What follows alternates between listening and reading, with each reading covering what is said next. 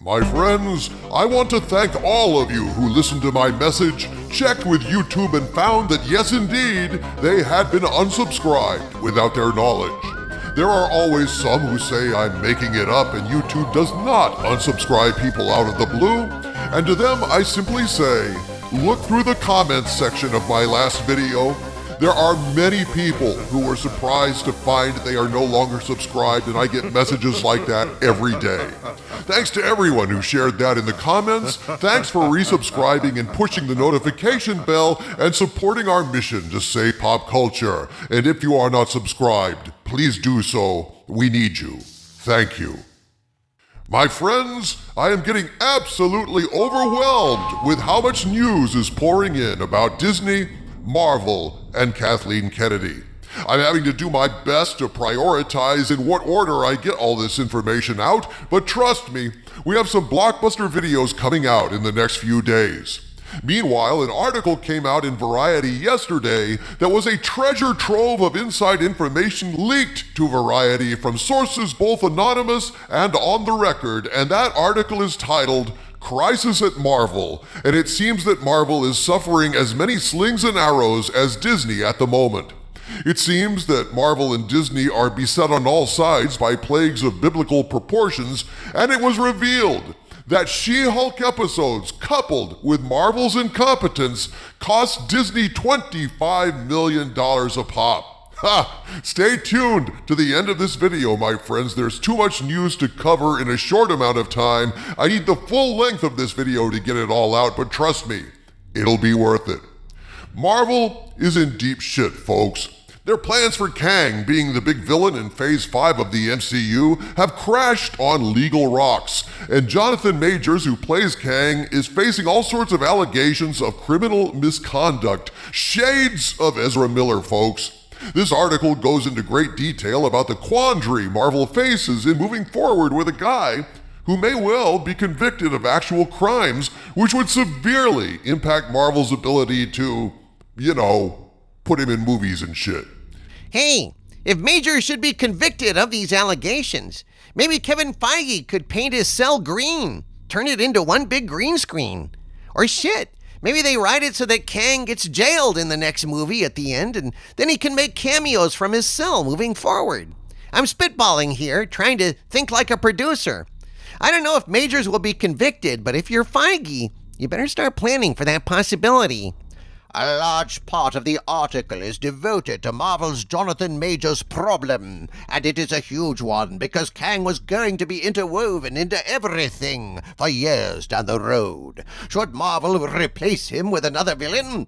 Almost certainly, but of course, Disney has been accused of many things lately, and sadly, competence is not among them. I'm not going to go too much into the Jonathan Majors story because there are much bigger fish to fry in this article, folks. There were some real gems in this lengthy expose of the troubles at Marvel, and one of the things disclosed confirmed yet again that hashtag Doomcock was right. In this article, they disclose that in their panic, Marvel is considering bringing back the original Avengers for their next movie, just as my Hollywood spies previously predicted. Let me explain, folks. In this article, Variety states, quote, with Iger publicly acknowledging the downside of a Marvel TV glut that diluted focus and attention, the keepers of the comic book empire are considering some drastic moves. Sources say there have been talks to bring back the original gang for an Avengers movie. This would include reviving Robert Downey Jr.'s Iron Man and Scarlett Johansson's Black Widow, both of whom were killed off in Endgame. That shouldn't be a stumbling block. In comic books, beloved characters are often killed off only to be resurrected thanks to the power of things like the multiverse. Unquote. Ha! Well, well, well. Looks like Doomcock was right once again. If you'll recall, on June 14th, 2023, I released a video titled Disney Has a Secret Plan to Fix the MCU. Is an Avengers Endgame reset coming? In this video, I discuss a rumor of a doomsday desperation plan Marvel had internally to undo all of Phase 4 and Phase 5 with a snap of their fingers. Well, a snap of Tony Stark's fingers, to be specific. My spies sent me this information way back on August 24th, 2022, and here's what they said, quote, "So, okay. What they're telling me is just too fucking good to fucking awesome. There's no way in hell this is possibly real. That being said, it does line up with some of the stuff we have been told by a few walk-ins. This is unverified. Phase 4 is a bust. We know this. Phase 5 doesn't seem much better, so how could Disney fix this without redoing or rebooting the MCU? Oh, there's a way, and it's built into Avengers Endgame, and no one has picked up on it. Fact, in Endgame, there's 2 snaps, Hulk, then Iron Man. Phase 4 and Phase 5 is the Hulk snap, but all of it could get put back with the second snap. At this point, I'm going to have to ask you to put on a tinfoil hat and buckle up, cause it gets crazy. Everything will be reset to before WandaVision. So the big question is, who, if anyone, will be returning? Our source claims they want everyone to come back for at least a 4 main movie run. They want to shoot it all at the same time and release it over 4 to 6 years with shows and movies in between. Unquote.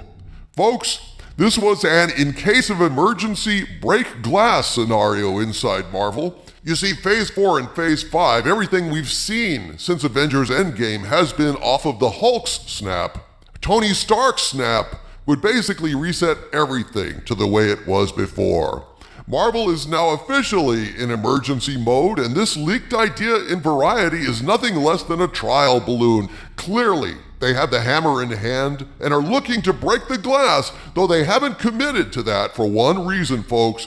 The one big impediment, according to Variety, is the cost of the stars' salaries. Variety says, quote, "But the studio hasn't yet committed to this idea. If it were able to bring those actors back, it wouldn't come cheap.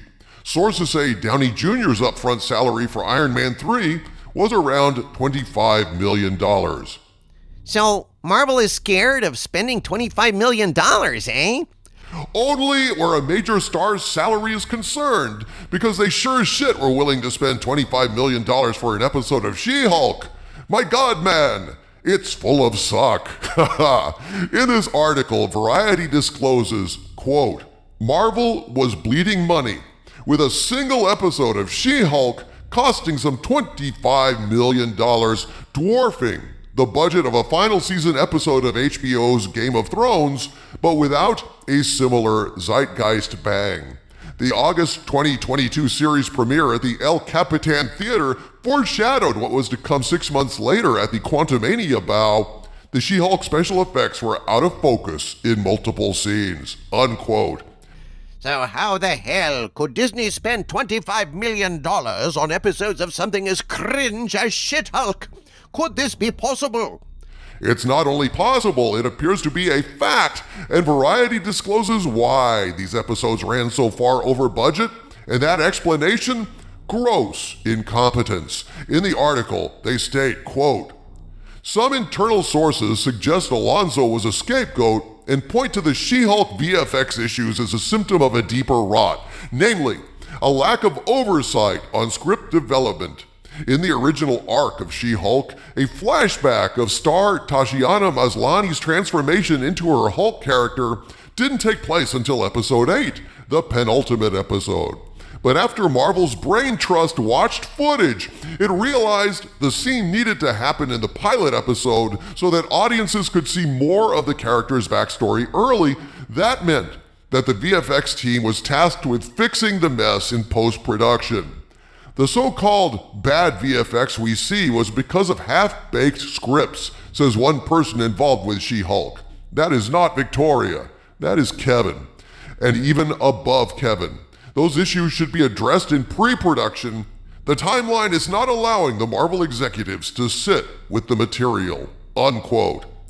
The wages of woke is broke, Doomcock. This is what happens when you hire woke propagandists instead of actual writers. Truer words were never spoken, Harvey Cthulhu. And so, my friends, once again, Doomcock was right.